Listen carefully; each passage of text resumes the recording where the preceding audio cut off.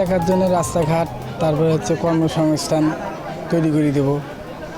তারপরে হচ্ছে আপনার অনেক বাংলাদেশে তো অনেক বেকারত্বের সংখ্যা বেশি, এই বেকার মুক্ত করার চিন্তাভাবনা আর কি।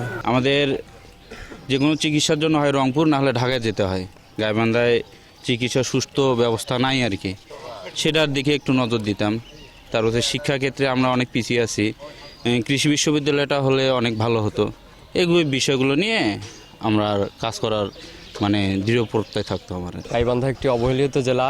গাইবান্ধা জেলায় রাস্তাঘাট সংস্কার করা দরকার। অনেক রাস্তাঘাট আছে, মেইন সড়ক যেগুলো, সেগুলো এখনও আছে কাঁচা অবস্থায়, সেগুলো সংস্কার করব। পাশাপাশি খেলার মাঠ বিভিন্ন জায়গায় পরিত্যক্ত অবস্থায় আছে, সেই মাঠ নিয়ে কাজ করব। কারণ খেলাধুলার মধ্যেই বাচ্চারা এখন যুব সমাজ মাদককে না বলি, এই খেলাধুলা বেশি করতে হবে, মাঠের দরকার আছে। অবশ্যই তো আমি আমার দেশের জনগণ যেন ভালো থাকে, কোথায় কি করলে না করলে জনগণ শান্তিতে থাকবে, অবশ্যই এই প্রচেষ্টায় আমি আমার দেশকে পরিচালনা করার চেষ্টা করব। নারী এখন যে ক্ষমতা আগে যেভাবে চলতো তার থেকে উন্নত করার চেষ্টা করব। নারীরা যাতে ঠিকভাবে রাস্তাঘাটে চলাচল করতে পারে, নারীদের কর্মসংস্থান বেশি করার চেষ্টা করব।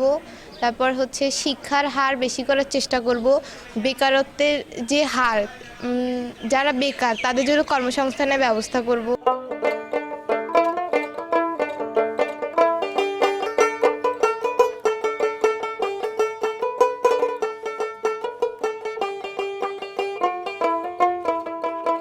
কৃষিকাজকে উন্নতির দিকে নিয়ে যাব।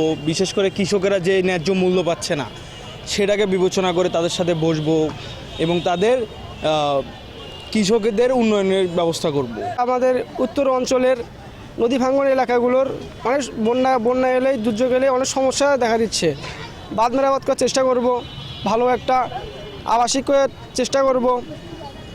আর হচ্ছে যে যুব সমাজ যে মাদকের দিকে যে ধাবিত হচ্ছে, এটার প্রতি দৃষ্টি রাখবো আমরা। আমি সেক্ষেত্রে দেশের মধ্যে সহিংসতা দূর করব। কোনো দুর্নীতি থাকবে না, কোনো চাঁদাবাজি থাকবে না, দেশে নাগরিক যাতে সুশৃঙ্খলভাবে বাঁচতে পারে, আমার এটা মূল লক্ষ্য।